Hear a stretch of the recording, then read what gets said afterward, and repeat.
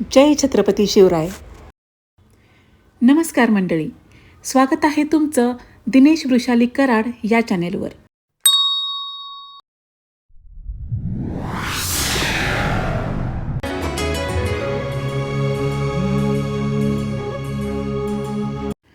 आज आपण पाहणार आहोत एक अतिशय सुंदर आणि प्राचीन मंदिर.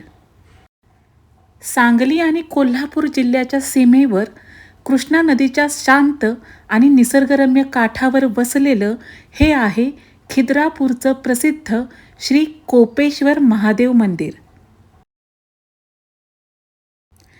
इथलं वातावरण इतकं शांत आहे की इथे आल्यावर मनाला एक वेगळीच शांती मिळते. हे मंदिर अंदाजे 12व्या शतकात बांधले गेले आहे. शिलाहार आणि यादव राजवटीच्या काळात या मंदिराची निर्मिती झाली. इतक्या वर्षांनंतरही या मंदिराची भव्यता आणि सौंदर्य आजही तितकंच आकर्षक आहे. या मंदिराची रचना खूपच वैशिष्ट्यपूर्ण आहे. मंदिर 4 मुख्य भागात विभागलेलं आहे: स्वर्गमंडप, सभामंडप, अंतराळ आणि गर्भगृह. यातील सर्वात खास भाग म्हणजे स्वर्गमंडप, ज्याला छतच नाही. आकाशाकडे उघडलेला हा भाग खूपच वेगळा आणि अद्भुत अनुभव देतो.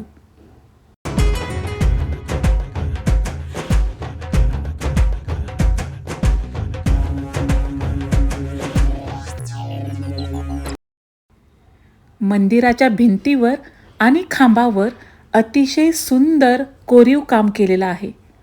देवदेवतांच्या मूर्ती, नृत्य करणाऱ्या आकृती आणि विविध कलाकुसर हे सगळं पाहताना आपण जणू इतिहासातच हरवून जातो.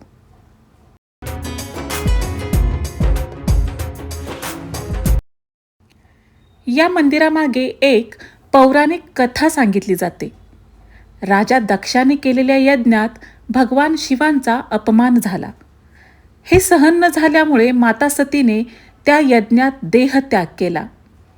हे कळताच भगवान शिव खूप रागावले, म्हणजेच कोप झाला. म्हणूनच या ठिकाणी भगवान शिवाला कोपेश्वर म्हणून ओळखलं जातं.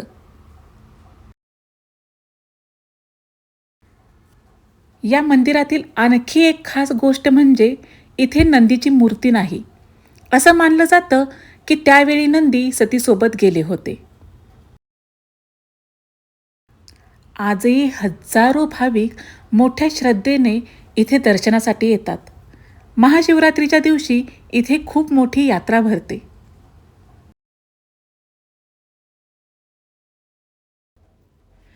शांत आणि निसर्गरम्य वातावरणामुळे हे ठिकाण भक्तांसाठी तसेच पर्यटकांसाठी खूपच आकर्षक आहे.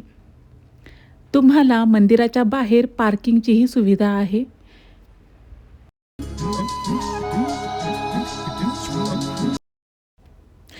तर मंडळी, या सुट्टीमध्ये या मंदिराला नक्की भेट द्या आणि कमेंटमध्ये नक्की सांगा की तुम्हाला व्हिडिओ कसा वाटला.